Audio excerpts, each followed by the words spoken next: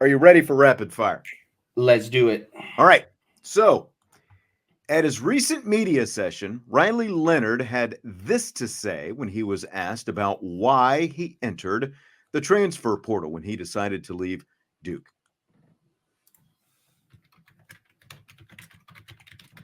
Well, the portal was never really anything I really thought of, until I got hurt, and I was just like, dude, I got 1 year left of this. I'm a risk taker.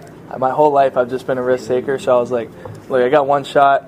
20 years from now, I want to, look back and say I gave it everything I had, and I ended up here, and I think this is the best place to get me to my dream of playing in the NFL. So Riley Leonard says he's a risk taker. Jess, how much of a risk taker do you want your quarterback to be?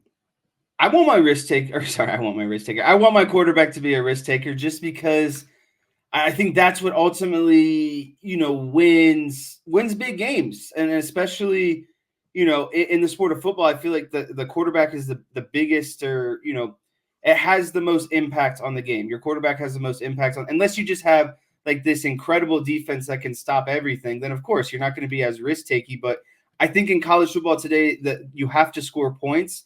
And I still think there is something to be said about like a calculated, risk taker. I don't want a guy who's just closing his eyes and chucking the ball up there. You could still be a competitive, calculated risk taker. And I think for someone, for a program that wants to win and go to that next level, and an offense that struggled last season, I think you need a risk taker. I think that when you look at a lot of Heisman quarterbacks, the common denominator is a risk taker.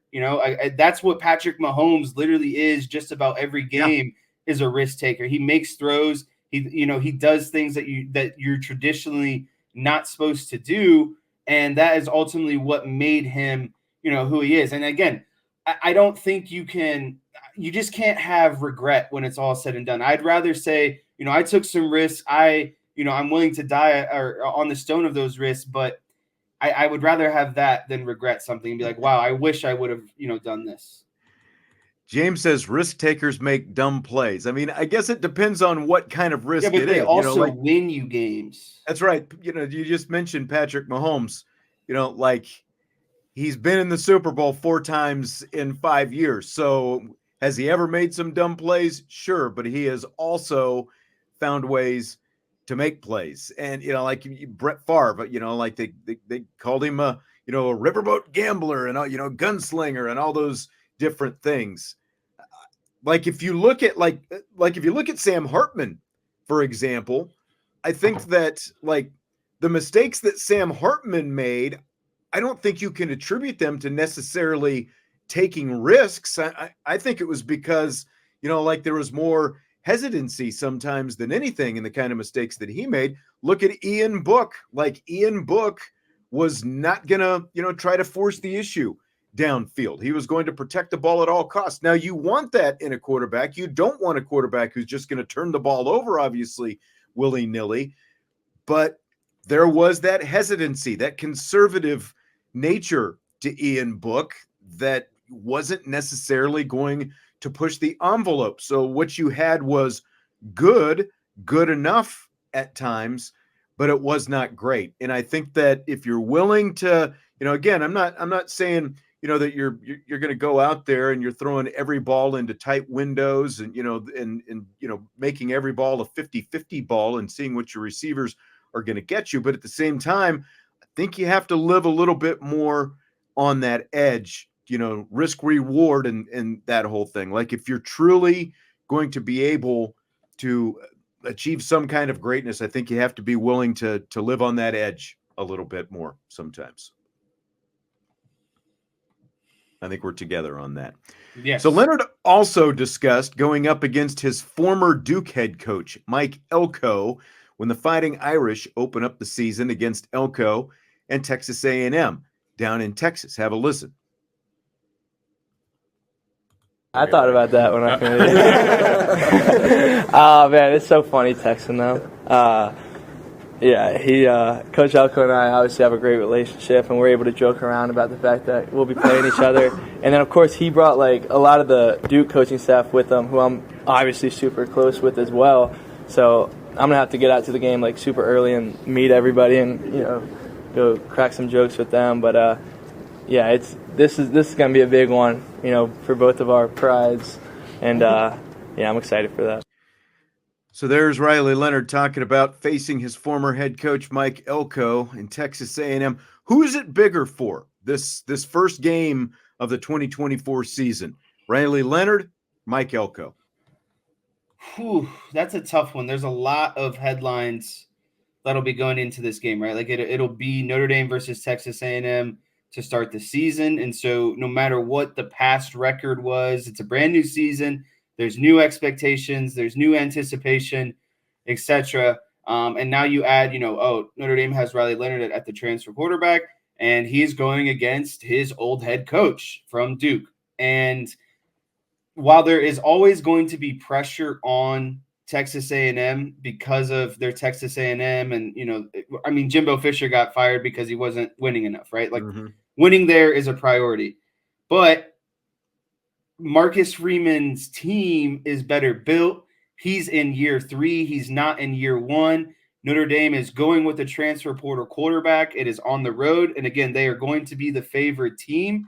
So I would have to believe, because Riley Leonard represents Notre Dame, Marcus Freeman, and everything else that's happened to this point, that there is more on Riley Leonard in this situation than there is on Elko at Texas A&M. It's his first game. I don't know I don't think the expectations are quite as high for the new coach game 1 of his first season than it is for coach that's in his 3rd season that chose the quarterback that he wanted to, be a starter for Notre Dame. If you ask the Texas A&M alumni base, you might get a different answer. Right. But if you ask, the college football world, the spotlight is bigger at Notre Dame. And as DK said, I asked the question, who's it bigger for, Riley Leonard or Mike Elko? DK with actually the proper response, Marcus Freeman. That's exactly right, because you're loaded for bear now. You're bringing your next transfer portal quarterback in, Riley Leonard. You got another one of the best quarterbacks in the country, supposedly, going on the road, opening up the season, the whole thing. And that's exactly why it's bigger for Riley Leonard, because he said in the same setting with the media last week that if he hadn't suffered that injury, he's probably getting ready for the NFL right now. And part of what this season is about for Riley Leonard, just like it was for Sam Hartman last year, is to get himself ready for the NFL, but to come in and elevate his level of play by being at Notre Dame. And he's also going to elevate his profile by being at Notre Dame. But by elevating your profile, you're going to be on national TV every week, and there are going to be a lot of expectations. There are going to be a ton of expectations, most of them on Notre Dame and Marcus Freeman and Riley Leonard going into this game. So it has to weigh more on Leonard than even Mike Elko, because like you said, it's year 1. Like the alumni probably expect immediate, results down there, but season 1, game 1 compared to season 3 for Marcus Freeman, game 1, there's a heck of a lot more expectations with the blue and gold. Did you know that game was a week 0 game this season, August 31st? Is it? I just Googled it because I just wanted to look at tickets, and it says that the event is August 31st. Interesting. Let me look at something here real quick. I don't remember seeing that off the top of my head, but lowest ticket prices $300 right now. Yeah, they still don't have it on the Notre Dame side. I didn't think that they would, but well, interesting. Yeah, I mean, they're going to go for a lot. Carberry says right now A&M is favored. Who the favorite is in February is largely irrelevant, but unless you're Vegas, I guess. So another Notre Dame quarterback, the freshman CJ Carr, asked his thoughts on his recruiting rankings that he had in high school over the last couple of years, and if there is any extra motivation for him as a result of those recruiting rankings. And here is what CJ Carr said to that. I have honestly, I haven't looked at rankings for 2 years now. As much as I respect the guys who do it, I don't know how well they can evaluate anyone. So no, that's a thing that I don't even think it would push me at all, because I don't really care what any of them have to say anyways. CJ Carr's response, Jesse, is blank. CJ Carr's response is very mature, to be honest with you. A guy that is coming in early, a true freshman. When you're younger, it seems, and this goes for any sport, a lot of guys at any level, whether or not you're entering, the college realms as a freshman or you're entering the professional league as a rookie, I would say that a common error, and even me myself, a rookie of the Irish Breakdown team, is you get caught up on what other people say about you at times. And really, it doesn't matter, right? Because you were at your end goal. CJ Carr's end goal was to play quarterback at Notre Dame. My end goal is to provide good content on the show. Other guys, basketball players want to be great, rookie players and potentially win Rookie of the Year, right? And so often I feel like these younger players, podcasters, whoever, get caught up again with what everyone else is, saying. And I just think it's a very mature route to say, you know what, I'm just going to focus on my goals, what I'm trying to accomplish, and really all the outside noise isn't going to faze me. Yeah, I mean, it was a great response. And he's been committed, or he had been committed for a couple of years. So, the recruiting rankings, that's when his rankings started, to change after his commitment to, people can blame it on, well, it's Notre Dame bias and all that kind of stuff. It's not as much Notre Dame bias. It's because he's committed and was so steadfast in his commitment, there is less reason for these recruiting services to hype him as opposed to other quarterbacks. That's part of how the game is played. Other people who are still subscribing to that stuff. But it also reminds me a little bit, because like you said, he is at his end goal now. He is signed on the dotted line. He is at Notre Dame. None of that stuff matters anymore. But the Kyle Hamilton stuff, it just amazes me how bitter so many Notre Dame fans of Kyle Hamilton still are about, this whole, Kyle Hamilton was slighted in the draft process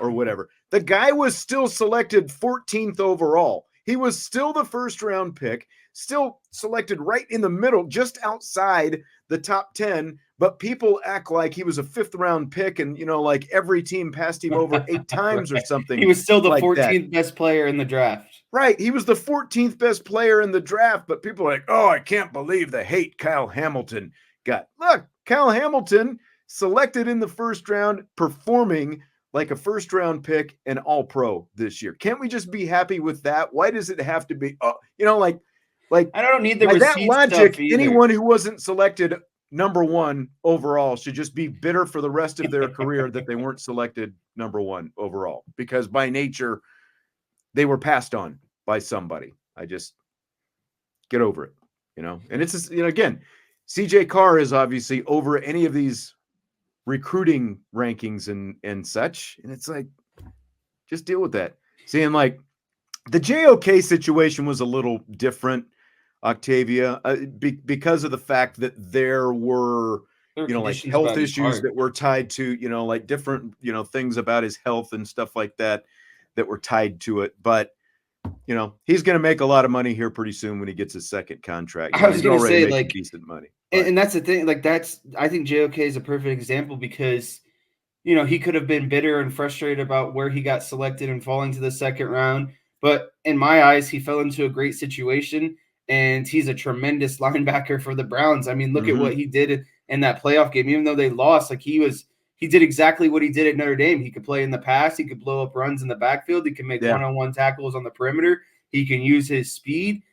That's got to be motivation for him. And now CJ Carr, the motivation was to get here, and now it's just time to focus on him and, what his goals are moving forward. Getting better. Yeah, that's right. And he seems like he's got a really good attitude about the whole thing. And the fact that he comes from the kind of football family that he comes from, I'm sure helps with a lot of that, like keeping the priorities right. And, it's like he's not coming in here like talking about how he's going to light the world up this spring. He's, talking more about the fact that he's one of 4 quarterbacks in the room and he's got a lot to learn and he's got some good guys that he can go out there and learn from and compete with in the whole thing. So. Yeah, and I think Salty brings up a good point, and not just the NFL, but it's always situational. What position is at your need? Not a lot of teams need a really good safety. And so it's like if you're not in need of a secondary player, maybe you need an offensive lineman, maybe you need a wide receiver. And so it's not only best player, but it's also, positional best player for what that team needs. Oh, that's a great point because safety is, a lower priority. What are the top 10, like if you're going to be a top 10 pick, typically you're either going to be a quarterback, an edge rusher, or a left tackle. You're either the quarterback, someone who can sack the quarterback, or someone who can protect the quarterback. So again, like the fact that he even ended up number 14 being a safety really speaks pretty well of him because he still went pretty high for his position. Yeah, and it's like you look at, Sauce Gardner went ahead of him. And that's a corner. Singletary went ahead of him. The only thing that you can potentially poke holes at is teams who like went with that same position and that that player didn't necessarily pan out. Yeah. So some news today, Bill O'Brien is apparently ready to leave Ohio State as where he just was hired recently as offensive coordinator to become the head coach back in his hometown at Boston College. So which is the better job, being the offensive coordinator at Ohio State or the head coach at Boston College? Honestly, excuse me. I would say personally Ohio State, being an assistant coach at Ohio State. If I were going to be a head coach, I wouldn't want to take on the potential undertaking of, what Boston College might be, and especially with kind of current college football landscape. And, it's funny because I think Bill O'Brien's ego is getting in his way in this situation. I think he has too big of an ego to not be the head guy. And so rather than be someone who has to follow along at Ohio State, he'd rather, be the head coach somewhere in a not as ideal situation. That's just my personal thought. Now, I didn't realize, I just saw this today, that Boston, like he is from that area. So, like how much that factors in. Yeah. I don't know. But his time hasn't been the same ever since, he was a bad NFL head coach. Right. That's just the honest fact of the situation.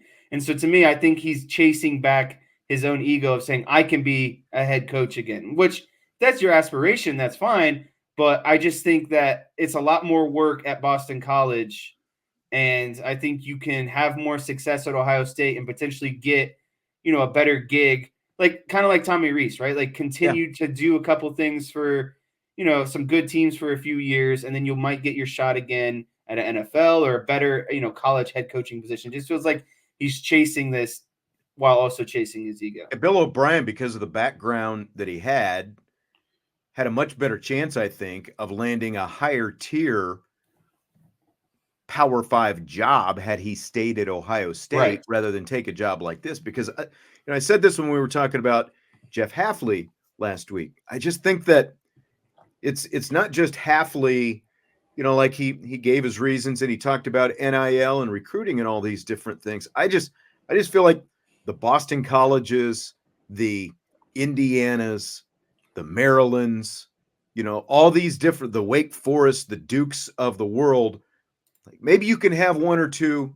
good years, but I just feel like because of what NIL has become, it is a much, much steeper uphill climb to try to make those teams consistent winners or even winners for, more than one season in a row, even if it's not consistent, to have multiple winning seasons, because you're just being poached in terms of players for NIL, for all these different things. I just think that it's going to continue. It's always been hard because of the kind of resources that go into these lower level Power 5 jobs. I just think it's going to be even harder. Like they are just fortunate, like Indiana especially.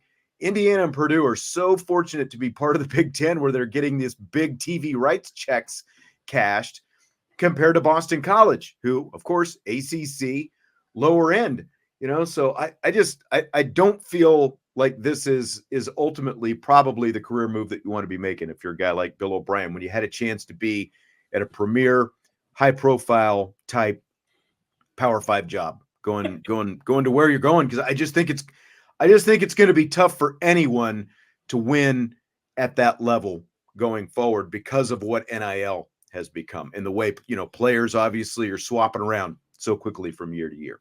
Yeah, I mean, half the battle is your name is going to get your foot in the door. Yeah. And I don't think if you're Boston College right now, your foot is getting you in the door. It's getting slammed in the door. And now you got a stub toe that hurts. DK says, I don't care if it hurts Ohio State, I'm in favor. Well, unintended consequences, you don't know who they're going to end up getting, so that's part of it as well. There's always that ripple effect, but fill in the blank. It's blank that USC head coach Lincoln Riley says he could see resting players for a game at the end of the regular season if he's undefeated and has a spot locked up in the expanded 12-team playoff field.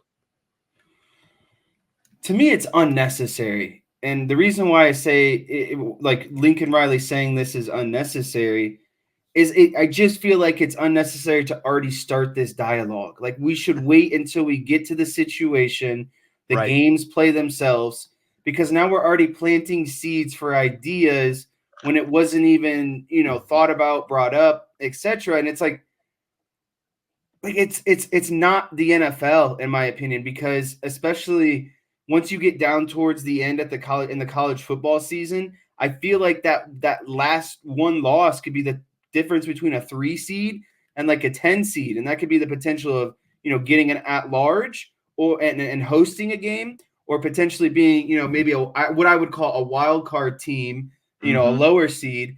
And so, because like when you get to the end, you're going to be a bunch of 1-loss and 2-loss teams. So if you're already a 1-loss team or undefeated team, and now you're dropping into the category of the 1-loss or the 2-loss, I feel like you're only, hurting yourself in the seeding and a potential better matchup for yourself. So again, I just feel like it's really unnecessary to get into this conversation because it's all situational, right? And so I feel like we shouldn't have this conversation until the situation itself is, upon us. Not to mention the fact that if you are that team, like if you're USC as an example, or Michigan or Ohio State or whoever it happens to be, and you're sitting in that position at the end of the regular season, one, you're probably talking about a rivalry game, because that's where all the rivalry games tend to be right now at the end of the regular season. So like, are you going to sit your best players in a rivalry game and risk losing to a rival like Ryan Day? He's got enough problems beating Michigan right now. Is he going to sit a bunch of guys on top of that, for example? Again, I realize it was Lincoln Riley that said this, but two, just what you're talking about, there's still going to be seeding on the line and the chance to host a game and not just be in the playoff. But if you're undefeated, you're probably, you're also talking about you're going to play in a conference championship game unless you're Notre Dame. So yeah, I agree. I think it is cart way ahead of the horse on this. I thought it was interesting that he brought that up. He actually brought this up on the Pat McAfee show when he was asked about, essentially, do you coach different at the end of the season depending on how things are going, with an eye toward the college football playoff potentially. And that's what he brought up. So I think that is a whole can of worms that he doesn't even want to be thinking about right now, but he went there. Fill in the blank. It's blank that the NFL has announced a week 1 game in Sao Paola, Brazil next season, where the Philadelphia Eagles are going to be the home team in a Friday night game, week 1. His head scratching. I've understood, these games, and I think they've done like Germany, they've done London. I guess I don't. In Southern American countries, soccer is the predominant sport. And so I guess I just didn't realize that there is a football fan base down there in Brazil. And then one, like if they're already announcing that it's the Eagles, you'd have to assume that the Eagles are the most popular team down in Brazil, right? And so, I'm all for these professional leagues, whether it's the NBA, the NFL, MLB, expanding their viewership and allowing the game to reach different parts of the world.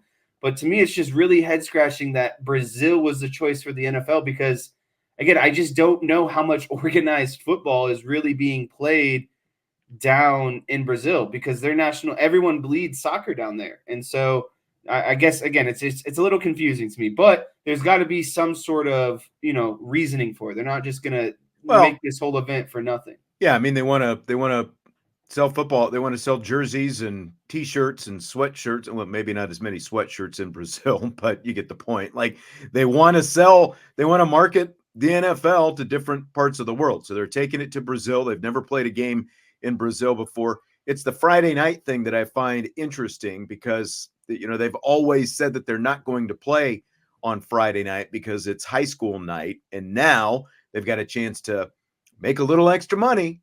And Roger Goodell's going to shop an NFL football game on a Friday night down there in Brazil. It's supposedly going to be the only one, but one is always going to lead to two. There'll be more ultimately. But, that's like to answer your question. They want to market the NFL to the world, and they want to get into as many untapped markets as possible. And they'll continue to do that. I do think it is, as John Kristofik says, a little bit silly, especially the Friday night thing is a bit silly to me. That they should have done it in Mexico City. I want to see if footballs also fly at elevation. Well, they've played in Mexico City before, so I think that's again, my favorite is when the MLB goes to Mexico City. It's damn near playing home run derby in T-ball parks. Bryce wants to know which of the Super Bowl teams has more Notre Dame players. Ooh, I think I know this one. It's one apiece. Chiefs and 49ers. Do you know who they are? Chiefs, obviously Tranquil, and isn't Banks the center for the 49ers? Yes, but actually, Ian Book's on the Chiefs. I think Ian Book is a practice squad player. He's active. He's not on the active roster. Yeah. So technically, two Chiefs, one 49er. Yeah, Ian Book is with the Chiefs. He just last month signed a futures deal. Basically practice squad player.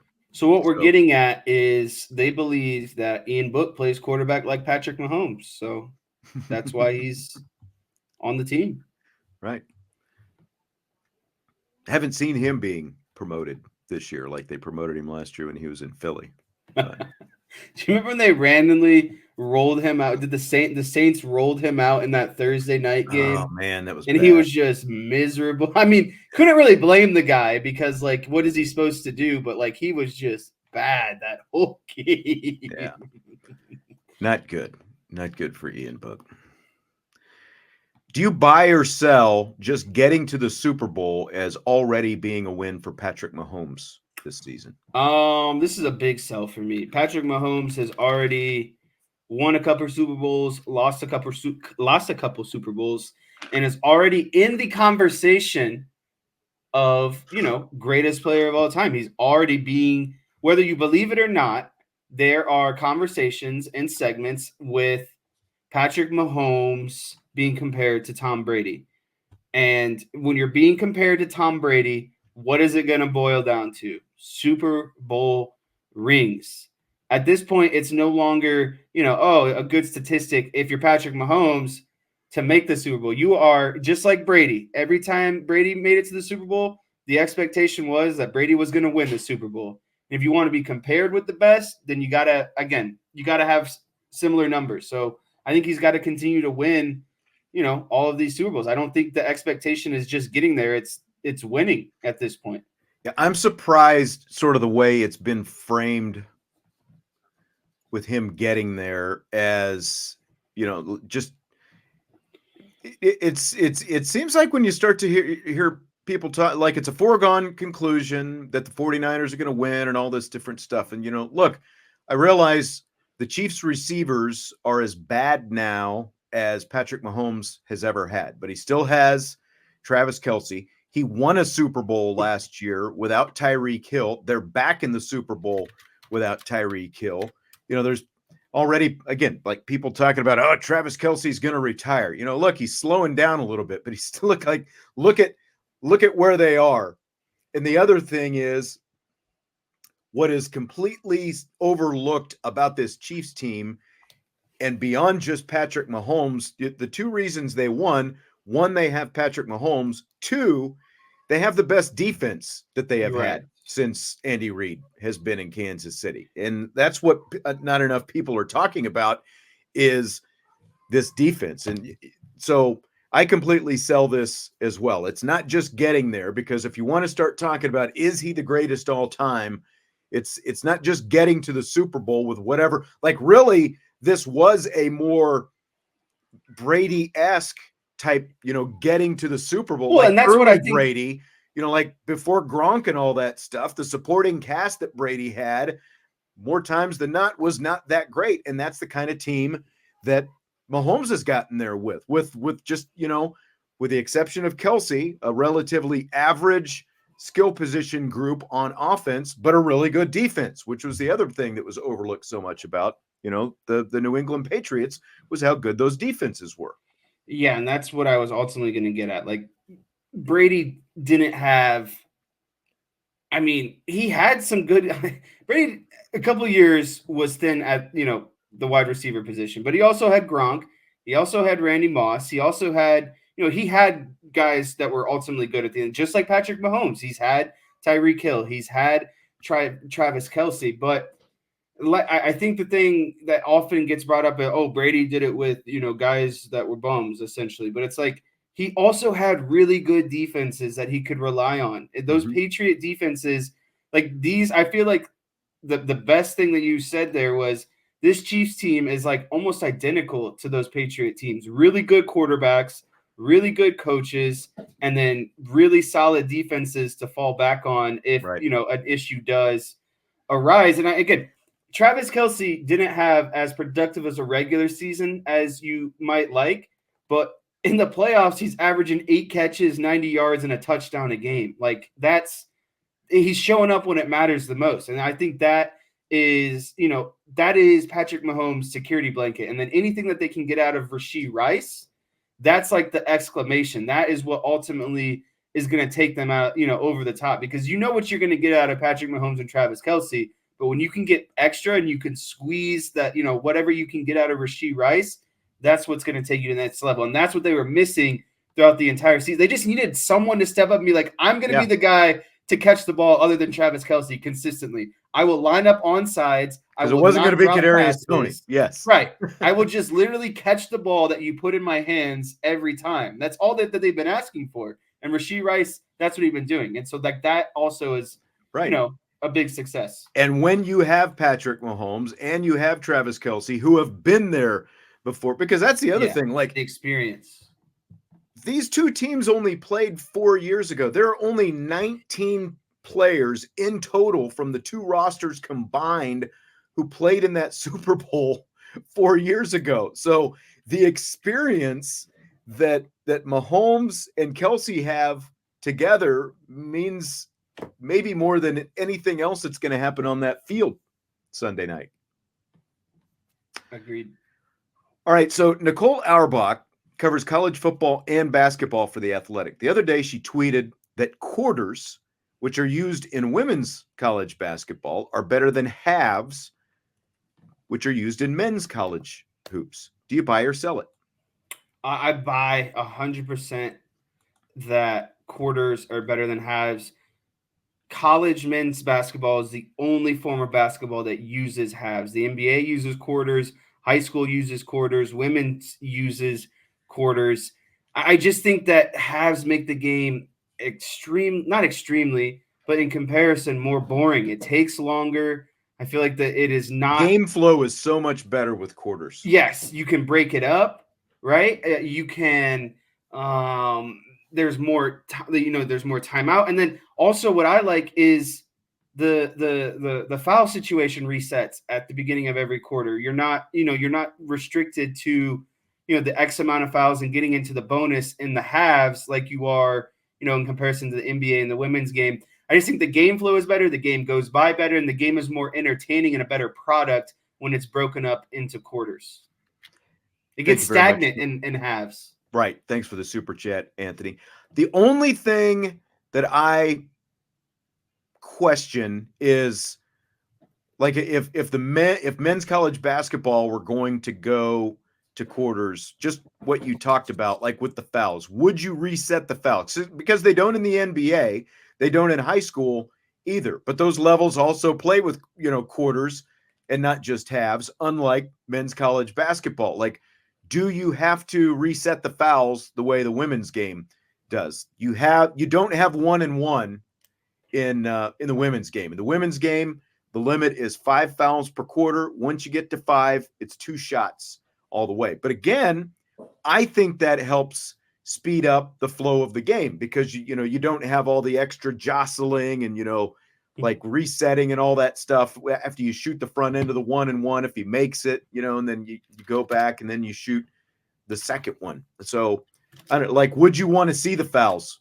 reset? Would you want to keep the 1-and-1 or would you want to just do that the same as the women's as well? Because I agree with everything that you're saying. Like, game flow standpoint, there's a reason everybody else, literally everybody else except men's college basketball, is playing with quarters. The NBA does, high school boys and girls do, international men and women do, but for whatever reason, the men's college game is still stuck with halves. Yeah, I would like the foul situation to be similar to the women's, just because you are, what's the best way to put it? College players are still amateurs, and there's going to be more fouling just because of naturally not being as skilled as NBA players. And so I think naturally, when you get into the NBA, it's professional for a reason. Like, those fouls shouldn't reset. You should be able to guard better. Like, you're a professional NBA player. But when you're college, not everyone's, there's a lot of amateurs at that level. And so the last thing, me personally, I hate when college games come down to so many free throws and refs at the end and, all these fouls and etc. I lean more on, let's just keep the game moving, not as many 1-and-1s. And again, we don't need to not reset for that reason, because it's just, you're going to get so many fouls built up, I feel like. And that's the last thing I want to see. I hate when games are determined or steered by referees. I agree. I completely agree. And I think that like there are still some things in the women's game that, like, just the flow of the game, I think, is the biggest thing. The flow of the game, the way the game flows. And like, when you look at, again, I think you're cutting down on some of the extra jostling and things like that. You're preventing, some of that excess contact that you really don't need. I think it would clean a lot of stuff up in the men's game, but for whatever reason, they're still resistant to it right now. All right, well, that's going to do it for tonight. Anthony, again, appreciate your super chat. I'll be off and on the road tomorrow. Jesse and Vince will be here doing a little mailbag action on Wednesday. There will be a show on Thursday, and we'll be back on Friday as well with the Super Bowl props and some other rapid fire type stuff on the Friday show. Remember, Fridays we start at 5 o'clock Eastern time. Hit the like button before you leave. And of course, subscribe, rate, and review on your favorite podcast platform. Jesse, enjoyed it as always. I will talk to you later. See ya. We'll talk to everybody else later as well. IB Nation Sports Talk.